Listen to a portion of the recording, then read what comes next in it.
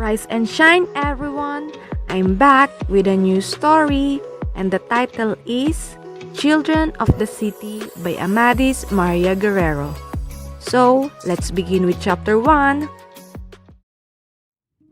The father of the boy Victor worked on the waterfront and got involved in a strike. A long drawn-out affair which had taken the following course.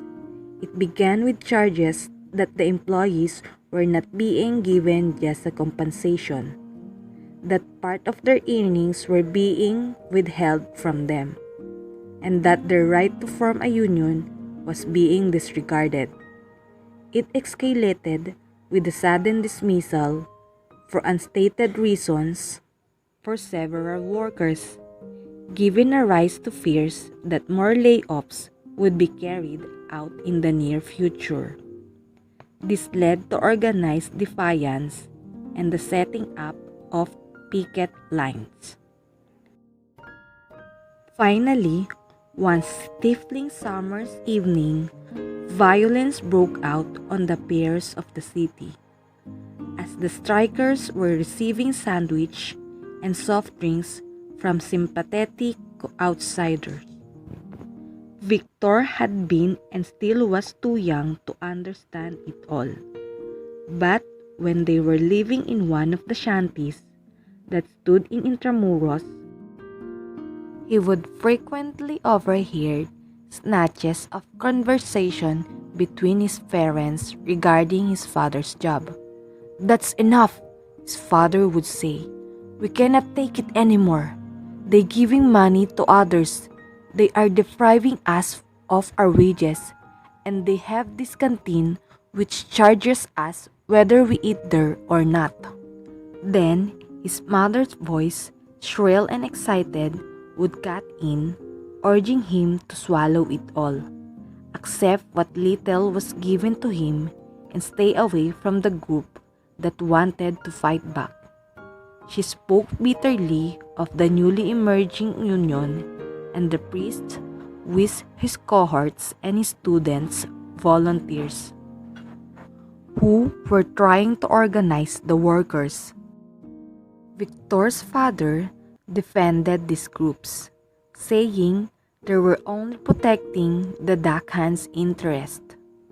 "You don't know what it's like out there," he would say. "There have been beatings and the sorts of accidents in the dreadful place, really." The boy interrupted them and wanted to know what the discussion was all about, only to be met with a rebuke from his mother. But he was insistent, the heat of the argument stirring a vague fear within, and he asked what a cabo was. To distract him, his father playfully laid hold of him and hoisted him over his shoulders. Although Victor was getting a bit heavy for this sort of thing, and thus they horsed about the house or what passed for it, to the tune of the boy's delighted shriek and the cold stare of his mother. Occasionally, whenever he would find the time, his father would take him out at night for a stroll along the boulevard, to feel the breeze and to walk gingerly on the narrow embankment. The place at these hours wove its spell around him, a kind of eerie enchantment, and he would gaze fascinated at the murky waters gently, rhythmically swirling on the shore, and at the beckoning lights of Cavite, and to thrill the morning blast for departing ship. "Tatang, where's the ship going?" "I don't know, Victor. Maybe to the province, maybe to another country, a faraway land." "When we'll be able to travel to?" "I don't know. When we have a little money, perhaps." The whistle of the ships, which seemed to a bigger liner, sounded once more as it steamed out of the harbor and headed in the direction of the South China Sea. arm in arm in the darkness, punctuated only by insufficient lights. The father and son tried to make out the dim outlines steadily moving away from them. Then the ship faded into the shadows and whistles sounded no more. Later, they strolled on the promenade and made their way slowly to the Luneta, where his father bought him some chicharron. The park was dimly lit and ill-kept, and as they passed by the Rizal Monument, they noticed a number of wrought-looking men lurking about its vicinity.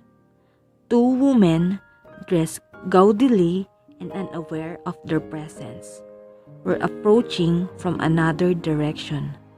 As they neared, the men unloosed a volley of whistles, yells, and taunts.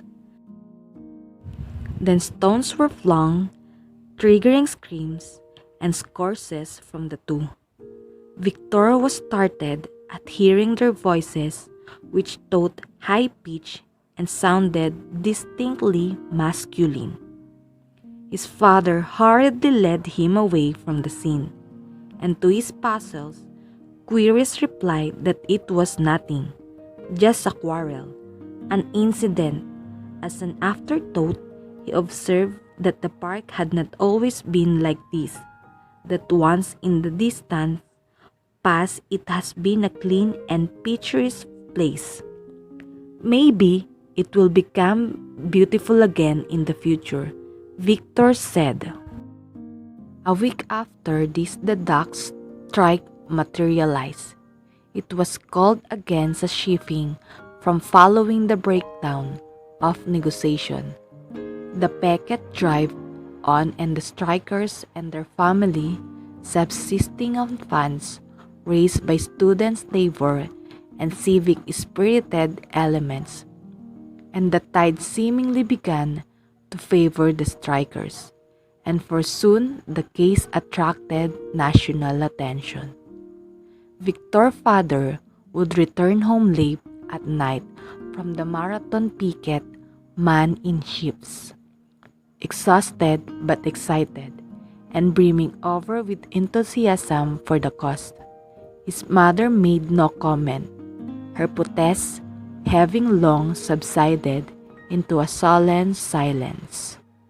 Students and unionists jammed up public support for the workers, organizing drives for them, detailing their plight in pamphlets and press interviews. And they reinforced the picket lines, held rallies to boost their morale, and distributed food and money, and the shipping management's haughtiness turned to concern and then to desperation. One evening, 4 months after the strike began, the silence of the piers was broken by the rumbles of 6x6 trucks. There were 3 of them, and they were heading straight for the picket lines. A shot rang out, reverberating through the night, then another and a third. Panic spread through the ranks of the strikers, and a few started to run away, caused by activists to stand fast. However, steadied the majority who stood rooted on the spot following the initial wave of fear and shock. Take it easy, they won't dare crash through. But the huge vehicles advanced inexorably, and as they neared, a kind of apocalyptic fifth seat, 3 picketers who, propelled by the months and the years of exploitation, charged right into the onrushing trucks. Amid screams and yells, the barkers were rammed, and the scores of strikers fell upon by the 6x6 loaded with guns in a fury, uncaring now as to what happened to them. They swarmed over the truck, forced open the doors, and fought back with stone, placards, and bare pace as more guns sounded. Then the harbor police moved in, and as suddenly as it began, the spasm of violence ended.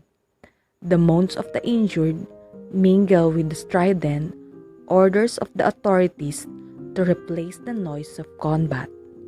In addition to the three who had been run over, 2 other men had been shot to death. One of them was Victor Fathers, and his picture appeared on the front page of the one newspaper. It showed him spread eagle on the ground, eyes staring vacantly with a stain on his breast. This is the end of chapter 1. What are your thoughts? Is it good or bad?